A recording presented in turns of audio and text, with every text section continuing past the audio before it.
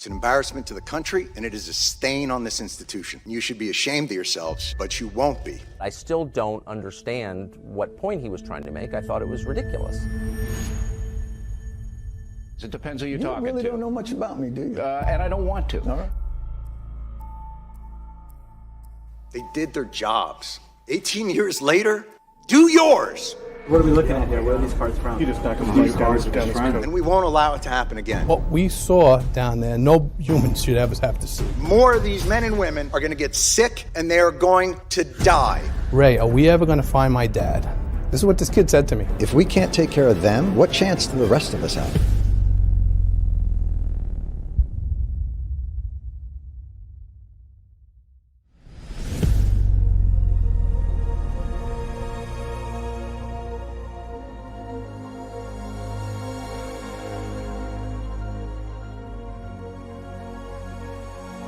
There is not a person here that didn't tweet out, "Never forget the heroes of 9/11. Well, here they are.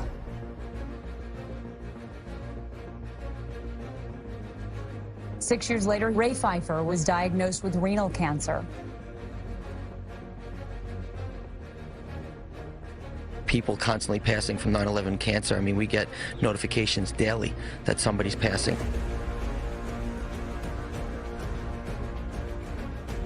Stalled in the Senate. An extension of the 9/11 Victim Compensation Fund has been blocked for now. And now families of first responders are fired up. And you can end it tomorrow.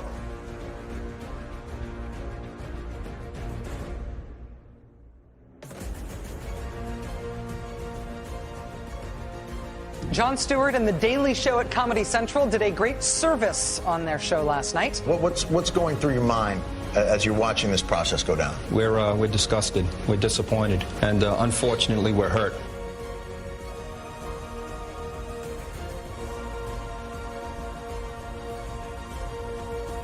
It is my honor to present the key to the city of New York to Ray Pfeiffer. I always say, do the right thing even when nobody's looking.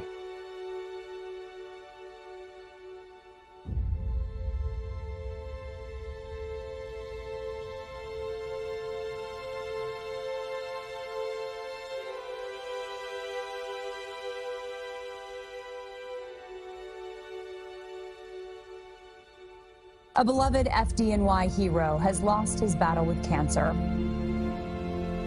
Ray Pfeiffer was one of the thousands of firefighters who worked for months on the toxic piles at Ground Zero. I last spoke to Ray the Sunday night before he passed. And I said, "Ray, how you doing, man?"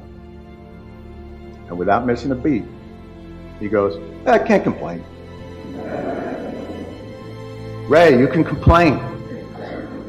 "No, that's okay. I'm a lucky guy." Make no mistake, Ray Pfeiffer died in the line of duty. But more importantly, Ray Pfeiffer lived in the line of duty.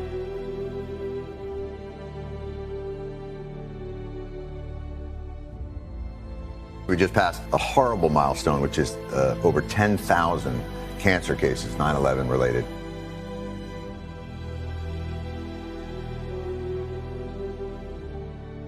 Hundreds died in an instant. Thousands more poured in to continue to fight for their brothers and sisters. The breathing problem started almost immediately, and they were told they weren't sick, they were crazy. And then, as the illnesses got worse and things became more apparent, well, okay, you're sick, but it's not from the pile. And then when the science became irrefutable, okay, it's the pile, but this is a New York issue. I don't know if we have the money. And I am awfully tired of hearing that it's a 9/11 New York issue. They attacked America, and these men and women and their response to it is what brought our country back. It's what gave a reeling nation a solid foundation to stand back upon, to remind us of why this country is great, of why this country is worth fighting for. and you are ignoring them.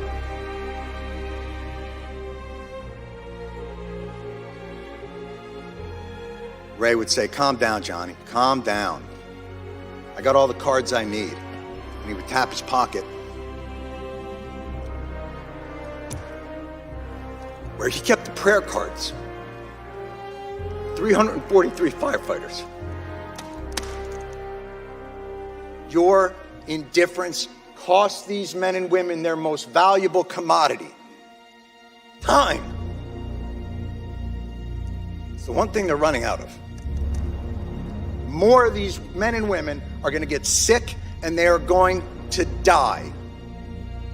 And you can end it tomorrow.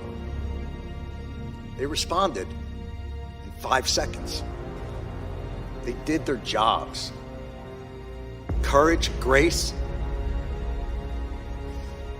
tenacity, humility. 18 years later, do yours.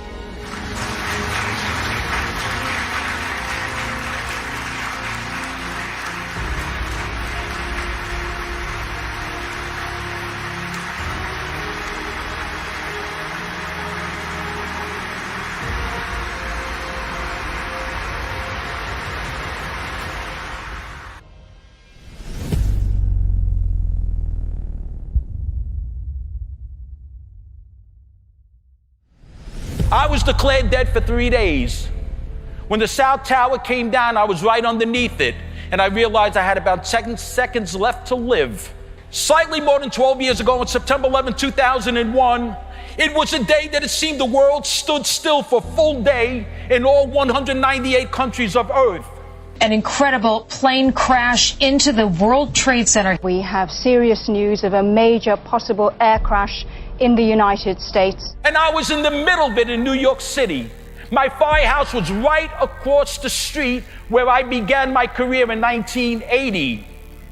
I was under the second jet.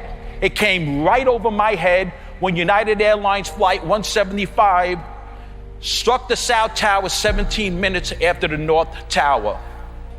I was declared dead for 3 days. When the South Tower came down, I was right underneath it, and I realized I had about 10 seconds left to live. And all I was afraid of was that my body would never be found or identified.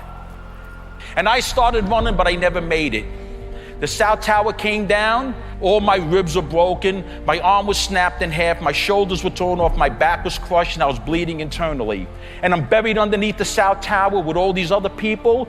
They were screaming at the top of their lungs. We couldn't see each other. We were all pinned under steel and concrete, and we were suffocating. And I begged God to take my life. I couldn't live in this pain, and a few minutes later, we were all in the middle of all these fires. And then the screams of those people turned into cries, cries turned into whimpers, and whimpers turned into silence, and one by one, they had all died. I'll never know them. We couldn't see each other, and I was still breathing. And then at that point, people came and they were digging, and they found me, and they got me on a boat. And on the boat, they were intending to take me across the river to New Jersey to a hospital because I had to get there immediately if they were going to save me. And then a half hour later, the North Tower fell, and it fell on top of the boat, and I got buried in the engine room of the boat all alone. And once again, I'm suffocating, I can't breathe, and I'm in tremendous pain for almost an hour until they found me again, buried in the engine room. And then the boat was taken across the river to a hospital in New Jersey.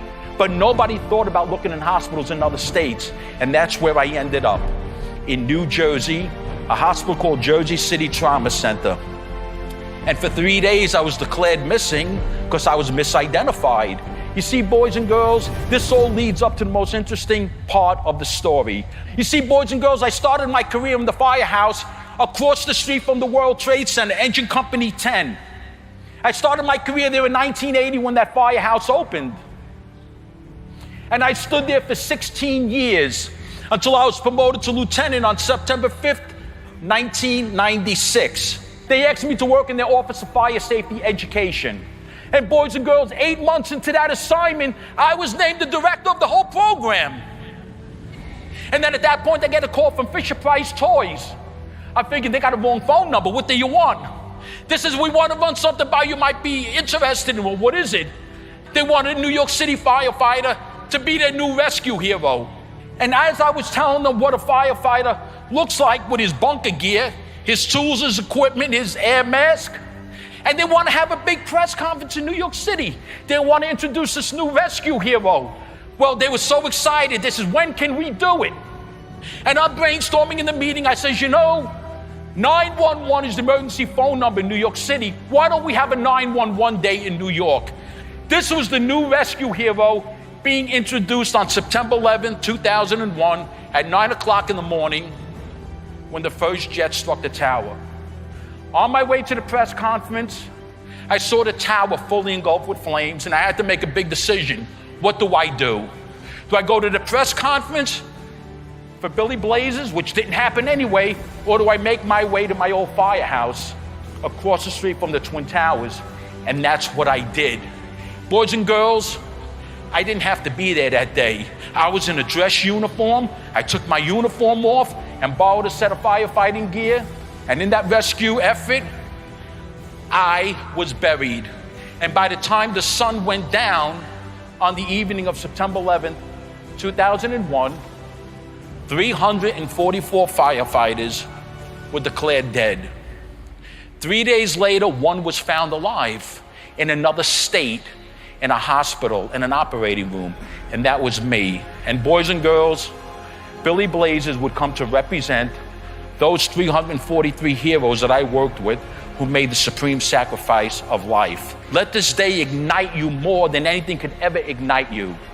Billy Blazes, a New York City firefighter rescue hero, is the only rescue hero that represents real people, and that's not me. It was the other 343 firefighters who I get the honor of telling their story. And the marvel of the story, as you're gonna see, life changes. Life takes you down roads you didn't know were meant for you.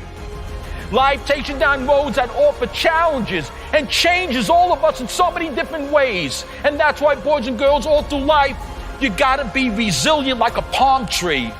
It's important to keep your eyes open and your hearts open.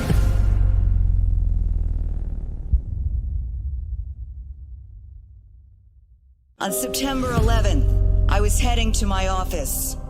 And as I entered that North Tower that morning, I turned to the right, and suddenly, it felt as if the 110-story tower had imperceptibly jumped. It was punctuated by a loud, piercing, whistling sound.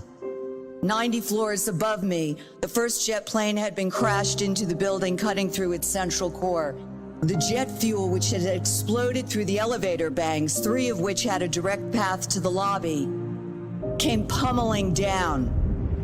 And a moment later, I was enveloped in flames.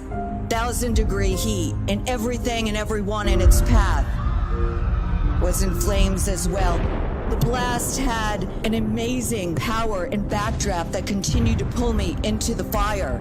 I was spun around, my voice was powerless, I could not breathe, I could not speak. The pain was unimaginable, the burn's grip was crushing. My hands were so badly burned, they were 2 mitts at the end of my arms. I realized that this was my moment and my choice. I could keep fighting, or I could surrender, and I decided to live. And I knew that my only shot was across 6 lanes of highway where they had recently laid a narrow strip of grass. Everything else was cement and macadam. All I could think of as I began to run across that highway, which seemed to last forever, was my son, who I screamed to.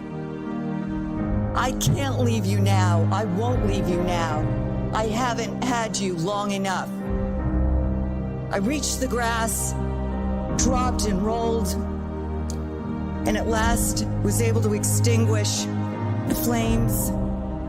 And through the all-consuming pain, improbably, I looked up and I saw the second plane hit. Bodies soon came crashing to the ground. I would be conscious for another 5 agonizing hours until slightly after 2 p.m.